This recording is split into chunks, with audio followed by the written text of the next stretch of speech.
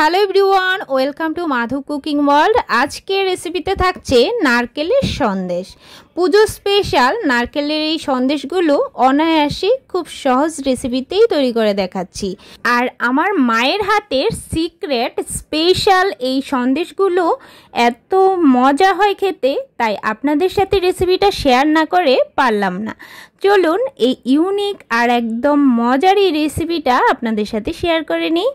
প্রথমে আমার মা কি করেছে, নারকেলগুলোকে কুড়িয়ে নিয়েছে আর দুইটা মিডিয়াম সাইজের নারকেলগুলোকে এভাবে কোড়ানো হয়ে গেলে, আর দেখুন এই যে পুরোপুরি কিন্তু কোড়ানো হয়নি, না হলে ভিতরের যে কালো আবরণটা আছে সেটা কিন্তু উঠে আসবে, সেজন্যই কিন্তু নারকেলটা একটু বাকি রেখে কোড়াতে হবে। তো এভাবেই প্রথমে নারকেল দুইটাকে কুড়িয়ে নিয়েছি আর মিডিয়াম সাইজের দুইটা নারকেল নিয়েছি। তো দেখুন এবার নারকেলগুলোকে বেটে নিতে হবে। নারকেলগুলোকে এত ভালোভাবে বাটতে হবে যেন কোনো দানাদার ভাব না থাকে।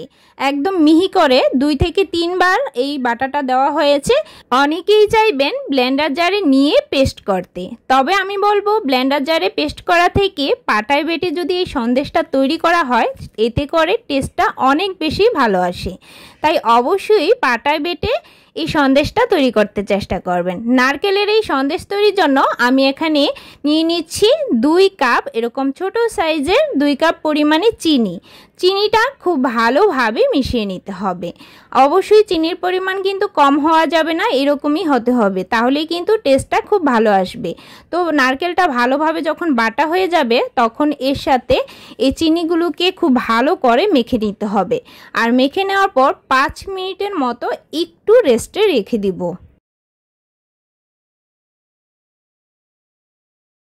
এবার সরাসরি এই পাত্রটাকে চুলায় বসিয়ে দিয়ে একটু লো আঁচে খুব অনবরত নাড়াচাড়া করতে হবে, না হলে কিন্তু তলানিতে লেগে যেতে পারে, এতে করে কিন্তু ফ্লেভারটা আর ভালো আসবে না। তো কি করতে হবে, মিডিয়াম আর লো এর মাঝামাঝি চুলাটা রাখতে হবে, খুব বেশি হাই হিটে যেন না হয়।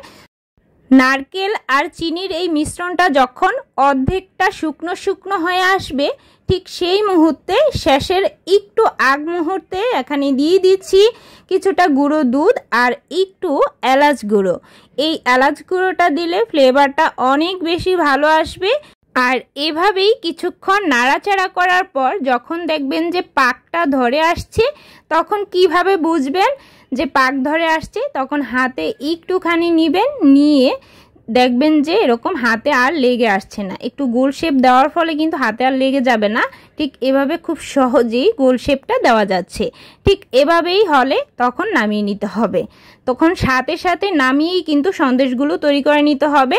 আর যে পাত্রে আপনি এই সন্দেশের মিশ্রণটা ঢালবেন, সেই পাত্রটিতে আগেই কিন্তু তেল মেখে নিতে হবে, না হলে কিন্তু থালার মধ্যে লেগে যেতে পারে।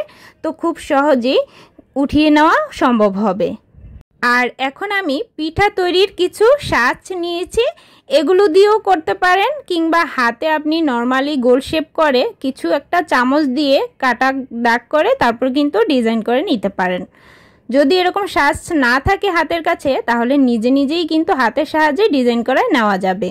তো হাতের মধ্যে কিন্তু অবশ্যই একটু হালকা তেল মেখে নিতে হবে, আর যেই সাঁচে বসাবেন পিঠাগুলো সেখানেও কিন্তু তেল মেখে নিতে হবে। এই তো মজার এই পিঠাগুলো তৈরি হয়ে গেল। নারকেলের এই সন্দেশগুলো অবশ্যই কিন্তু বাসায় ট্রাই করবেন, তৈরি করাও কিন্তু বেশ সহজ। রেসিপি ভালো লাগলে অবশ্যই কিন্তু শেয়ার করতে ভুলবেন না। আজকের মতো এ পর্যন্তই। সবাই সুস্থ থাকবেন, ভালো থাকবেন। ধন্যবাদ সবাইকে।